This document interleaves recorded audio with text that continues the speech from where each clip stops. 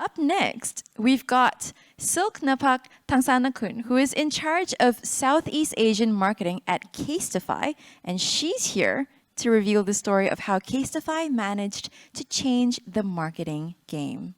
Silk? Thank you. Hi, everyone. First of all, thank you so much for joining my session today. My name is Silk Napuck Tangsanakun. I am a marketing manager for CASETiFY Southeast Asia, and I am very happy to come back here to sunny Singapore. So thank you so much for having me here again. I am normally based in Hong Kong, which is the home of CASETiFY. And yeah, I.CON invited us to be here. So thank you so much to finally meet everyone that we worked with in the past year and we never seen each other before. And without further ado, let's get started. So for the topics that I am going to cover about today, it's going to be beyond the hype, the untold story of how CASETiFY transformed the influencer marketing game and captivated the hearts of the millions. So when we first know that this is the topics that give to us, it actually makes us feel very excited because it's something that we practice every day, and then it's in our core value since day one of the business. And then I am very honored to be a storyteller of my company today. And then let's see why I say that is something that we practice since day one. So as I said before that, actually Hong Kong is the home of my company, which is CASETiFY. We were born in Hong Kong 11 years ago, and with a very simple idea of the product, which is to print the photo, the Instagram photo on the phone case.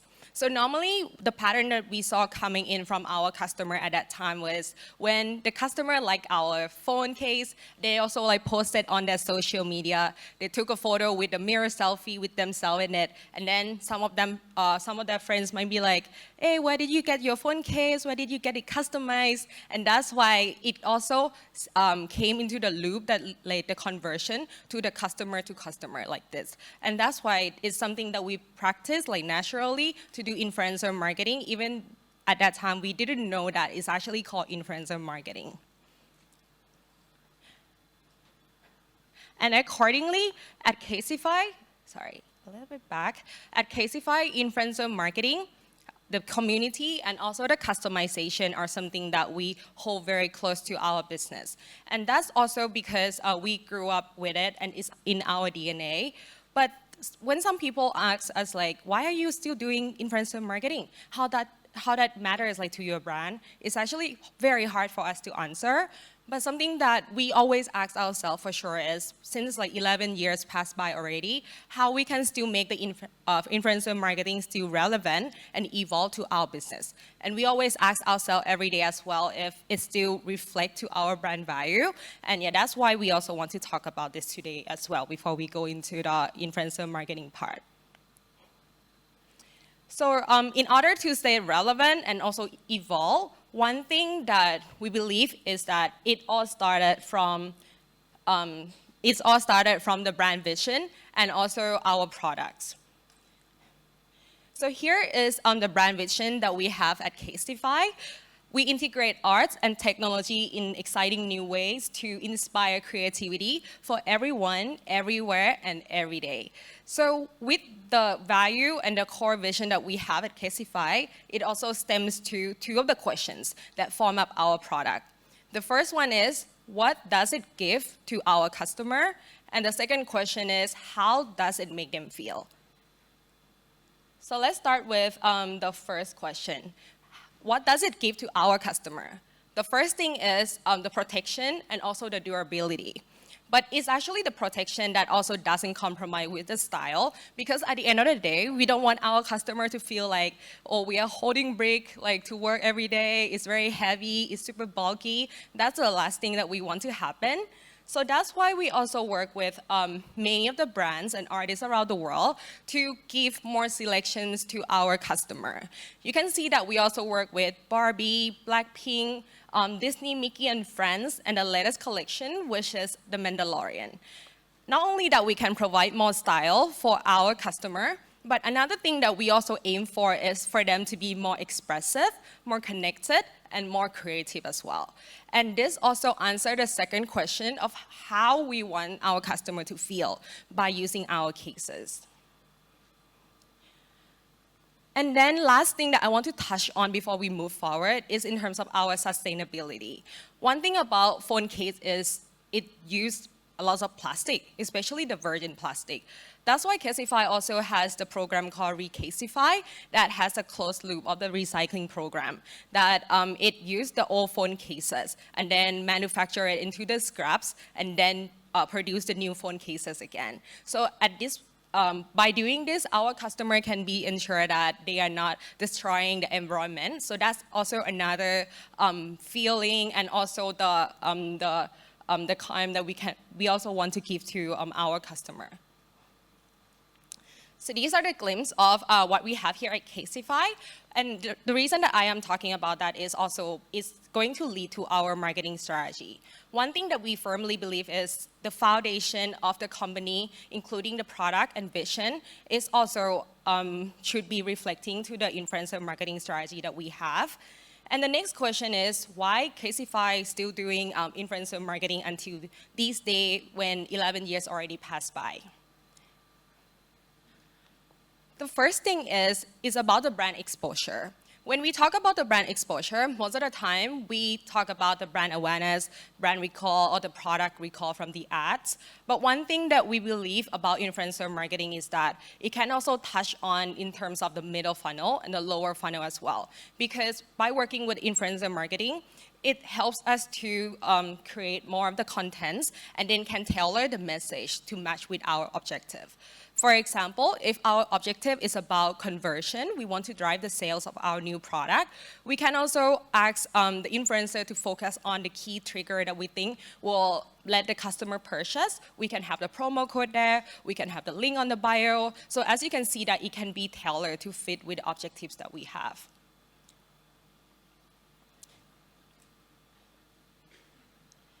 And the second one here is in terms of the brand influence. You can see from the influencer out there that they don't follow the trend, but they are actually the one who create them. So it's really important for the marketer to understand which influencers out there that can help drive our product category to the society or to the internet, because it will be very viable for us to get started for the business or even the new product launch, because of the awareness, adoption will be faster by working with the influencer. And the third one here is the brand relevancy. There are actually many research papers out there already that says that by comparing between brand, communicating to the users or the customers, and then the influencer communicating to the customer, the human-to-human relationship is actually working better. And that's also because when person-to-person talking, you can feel that it's more resonated, it's more engaged and connected. You can see yourself using that particular product because you see the influencer is using it. That's why the relevancy will be higher by using the brand influencer to communicate about your products. And last thing here is also about the brand advocates. So this is also one thing that I want to touch on in terms of the influencers, because some of the influencers, they are very nice. So when they know that this product is really good, they like it a lot, they also share with their own community. And normally people in their own community, they have the trust as a foundation already, that so if this influencer recommends, it must be really good. That's why when the trust is already in place, it will be easier for the customer to start purchasing the products. And this is why it's also good for our marketers out there to make relationship with the influencers and identify the ones that have the community that we can also work with and leverage. And these are some of the importance at CASETiFY why we are using influencer marketing. And the next question is, what's next? So what is a game plan looks like at CASETiFY? So there are 5 points that I want to touch on today. And let's start with a very top line level, which is how we normally see the influencers. So we normally select the influencer based on the brand value. Before we actually go out there and see who we should work with, we step back a little bit to see who we are. What is the foundation of our company? If we imagine the product, what that person will be like. What is the persona? And once we have the persona, it will be better and easier for us to find the influencer that match with that particular product that we have.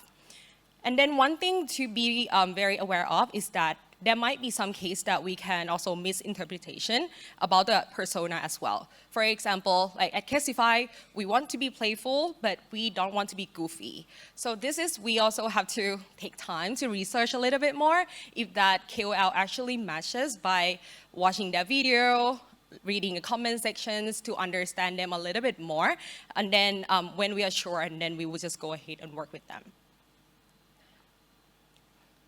The second one is after we already select the influencer, the second one is we focus more on community compared to the audiences. I believe that nowadays, many people say it already, that it's not about the quantity, it's more on the quality. And we also believe that as well, especially some influencers that they have the sense of community. Like I said before that, when the influencer, they already have the fan base out there. It's already built by the trust. And that's the part that the brand can also use to communicate the messages, because we know that at the end, the influencer can help us to try to convince to all the customers out there better than us saying it to the mass or all the followers. So we normally target to the community more than just the audiences. The third part is when we already select the influencer that can reflect our brand, and we focus on the community of the followers of the influencer as well, we can try integrate the influencer more into the campaign. As for CASETiFY as well, we normally work with influencer for the marketing campaign. But once we can identify which one works very well for us, which one resonates with our brand, we also integrate them to more of the product level. Some of them we also ask to create the prints, design the phone cases for us, and then also help taking the photo shoot, put their idea in, so that you can see that some of the influencers, they are very happy to work with it because they can give us idea. And at the end, their fans also support them as well because they also love and want to support the influencer that they like. And after that, we also have the influencer in our measurement as well. We also want to know the feedback from their fans. We want to know about the stat, what they think that we can do better, and etc. So these data, we always collect it qualitatively or quantitatively to know better what we should do next. And the next one here is not two, but three-way communication. We believe that communication is still key in any circumstances. And when I say three, it includes marketers like me, agency, and also influencers. So we work in the same team, but just in different roles. For marketers, we set the objective. We have to make it very clear what we want to be, what we aim from the campaign. But at the end, we still should always keep the brief open because the influencer is the one that's closest to their fans. They know what contents work on their platform. So try to keep the brief open because you can also help them inspire the creativity that they can do on their platform as well. So that's the positioning of the marketer. And then the agency. Especially me, I am sitting in Hong Kong, but I work for Southeast Asia market. So it's really beneficial for us to have a regular catch up with our agency because at the end, they are our customer as well. They know better what's going on in the market and the trend changes every single day. So that's why it's good to have the regular catch up, the feedback, how that's our collection performing in the market, and etc. So it really helps us for the agency part in terms of the insights in the market. And the last part for the influencers, like I said before, the influencer is the one that knows the best about the platform, the fans. But for influencer, it would be great if we can also identify ourselves, like what kind of KOLs we are, and also why people following us. Because sometimes we are lost in the word lifestyle KOL. Lifestyle could be very broad. It could be many things. So it would be great if we also can identify people follow us because of the fitness? Is it because of our cooking? So I think this is very important. And one way that I normally used to find it is to see on the Q&A on IG story, like what kind of question that they are being asked, so at least that we can understand more of why the fans are following these particular influencers. And the last one here is actually the one that I like the most, which is the measurement will never go out of style. As someone that grew up from the industry for measurement and data and also research, it will always be very important. And that's also because the trend changes every day. Even though I know for sure that the data is not 100% comparable because it's from the different sources, but at the end of the day, if we keep centralizing it, tracking it, we can see some of the shift that we can use to leverage in the business, and we can find some trend that we can still track and then use it to leverage in our business. So this is also the part that we also try to do it like globally, locally for each of the market as well, to see what key messages actually drive better like ROI, so that we can adopt the key messages like accordingly for each of the market. And these are the key points that I want to talk about today. And I just want to summarize it again before I actually move forward. So the first one here is to select the influencer that can reflect your brand value. And the second one is to also focus more on the community, the sense of community, more than just the number of followers. And then once we already have the first two as a foundation, we can also move on to work more, collaborate more with the particular influencers that can reflect and also have the sense of community among their followers.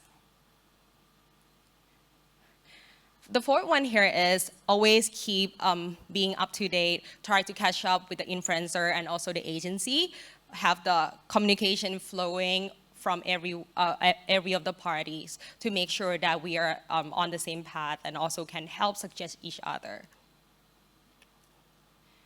And last but not least, for the data that comes in every day, try to keep tracking it. Either it's the social media or the paid media or the KOL stat is really important. For example, the social, because we post every day, at least we can see the engagement coming in and we can see what are the preferences in the market. And that also helps us shaping the content that goes out there to our followers and also our customers as well.